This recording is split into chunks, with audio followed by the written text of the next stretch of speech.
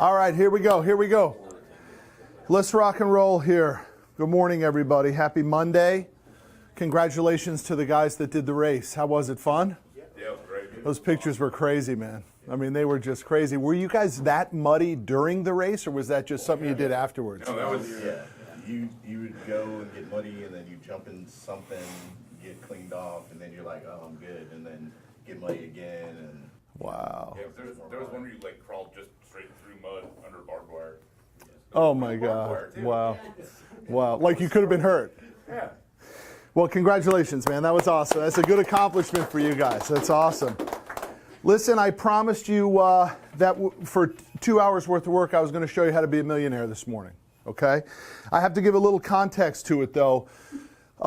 Some of you know that I have written a second book called I Need More Money, right?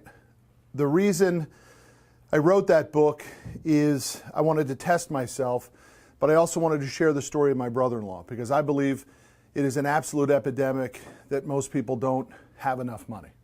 I believe it is a true, almost 99% accuracy that we all need more money, okay? Here's what's interesting about that book, though, just for those of you who don't know. And I didn't know it either, but that book got picked up by Random House, okay? It's a Big Four publishing company. The same publisher that took Cardone's book, the same publisher that publishes Seth Godin, for those of you who know him, Purple Cow and all his stuff, and also the same guys, another big marquee author that they rep is The Challenger Sale. And those guys, Dixon from The Challenger Sale, if you guys are familiar with that book, Bert talks about all the time. The only reason I bring it up to you is that it is quite an accomplishment. It's such an accomplishment that I don't even know it's a big accomplishment. You follow me? There are people who write book after book after book after book and never get picked up by a Big Four. So, but here's what you need to know about it. I put a team of people together to pull that off, right? My deal with Two Market Media, which then introduced me to Dupree Miller, which is the #1 literary agent in the world for nonfiction books. They rep Tony Robbins, they rep Joel Osteen, they rep Dr. Phil, they rep T.D. Jakes, and they rep me, okay? And they sold the deal to Random House, okay? It's a big deal. I've yet to celebrate it all. Didn't go out to dinner. My wife's like, whatever. Okay, whatever. Here's my point. I have about 20,000 words written, and I need 60,000 words, okay? That book doesn't get written without 60,000 words. So I need another 40,000 words. So I spent the weekend writing. And I'm also looking for case studies. How have we, because it's not enough to just say we need more money. You've got to give takeaways to the readers. You've got to give real roadmaps, okay? And so I've been testing this theory with my personal trainer for the last month and a half. And he told me on Saturday's workout that it actually worked for him, that it finally happened. The roadmap that we built for him finally worked, okay? So I want to share this concept with you this morning because it's 2 hours to be a millionaire.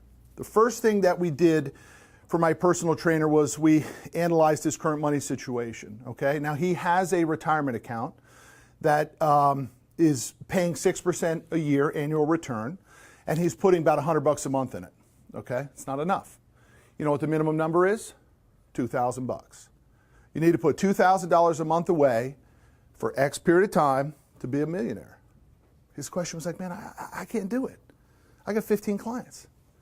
I said, I'm going to help you do it. I'm going to build the roadmap for you. I'm going to show you how you can find the extra $2,000. You just have to do what I tell you to do. And he said, I'll do it. I said, okay, the first thing we got to do is we got to analyze the value proposition that you bring to clients. I'm one of your clients. You know what value proposition you bring to us? Nothing. All you do is work us out. That's a problem for you. You need more value. So the first thing I want you to do is I want you to sign up for Constant Contact. I want you to sign up for MailChimp, some email template that you can use to get to your client base at any time. So he did that. So the second thing I need you to do is now we need to create content for that email newsletter. So I need you to create recipes. I need you to create an article about nutrition and supplements. I need you to record a couple of your workouts and embed them into the template so that people like me can work out when we're not working out with you, because all I have to do is do your workout. And then I said, I want you to take more of a holistic approach to it. So I want you to create a date night section to your template. in which you explore the importance of taking your significant other out on date night. How it's good for your marriage, how it's good for your mind, how it's good for your overall well-being, happiness at home. And then I want you to give recommendations of places where people can go on date night. Maybe a restaurant that you heard about, maybe a farmer's market. And then while you're at the farmer's market, tell us what food is in season that's organic that we can take home and cook in these quick recipes. Okay? Started to do it. Clients started to say, hey, this is cool, man. I really like this. And this is really cool. And he set it up to go out every Monday at 6 a.m. He said, people are liking it. I said, congratulations. You just learned first value. Bring more value. Second piece I need you to do, though, Josh, here's where it gets tough. You got to bump your rates on everybody. So his average customer is paying $50 per session right now, 3 sessions a week. You need to bump that up to $60 a session. And he's like, well, people are going to leave me. I go, that's the whole point. Dude, that's the litmus test. Big section in my book called the litmus test. You need to do things that give you feedback, right? Bump your rates from 50 to 60 and figure out who drops. And a few people immediately dropped. And I said, now you got to do the third step. You got to put your selling cap on. You got to go out into the marketplace and replace those people that dropped. But the new people that you will replace them with will come in at the $60 per session price point, and they will be sold this value-added proposition of your weekly newsletter. Okay? Well, how am I going to do that? You're going to go to family, friends, people that you used to do business with. You're going to ask them if they want to come back because you have a new value prop to them. And then you're also going to go to the best trainers at your gym, which is Stroud's in North Richland Hills, if anybody knows that gym, big pumping up gym. You're going to go to the best trainers there and you're going to say to them, I charge $60 an hour, a session. If you charge 80 or 90 or 100, you keep the difference. But give me your overflow. So the customers that you're tired of working with, or the ones that you just don't have time to take on, send them to me. And I'm going to charge them whatever you charge, and I keep 60 and you take the difference.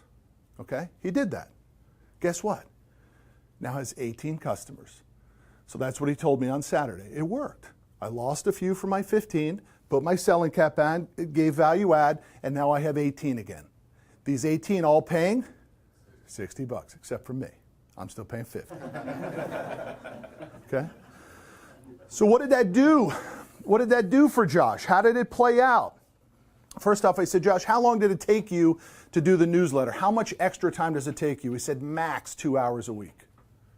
So I said, well, now let's look at it. Because now that you're at 18 at 60, that translates to, and in Josh's world, that translates to from $9,000 a month to $12,960 a month, and an extra $3,960 a month to him, okay?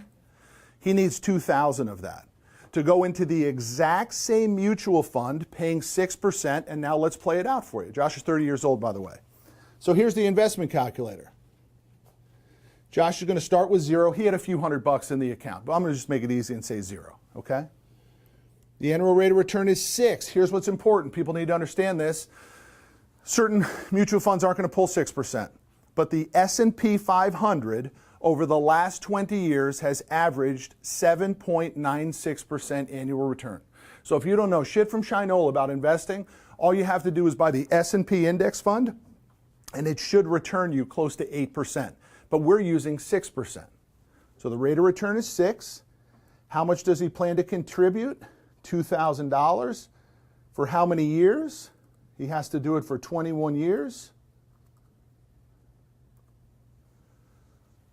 $1,017,000. Now Josh is 30, had no thought process of how he could be a millionaire, didn't believe he could. No idea how he could get that $2,000 number. Might as well have been $20,000 a month for him, in his mind. I showed him how to make the extra money. Didn't make any investment change whatsoever. Exact same mutual fund that he was putting his money in that was pulling 6%. Josh will be 51. He'll have $1 million. So 2 hours a week extra, a little value, changes his whole world. You should have seen him today. His whole mind was different.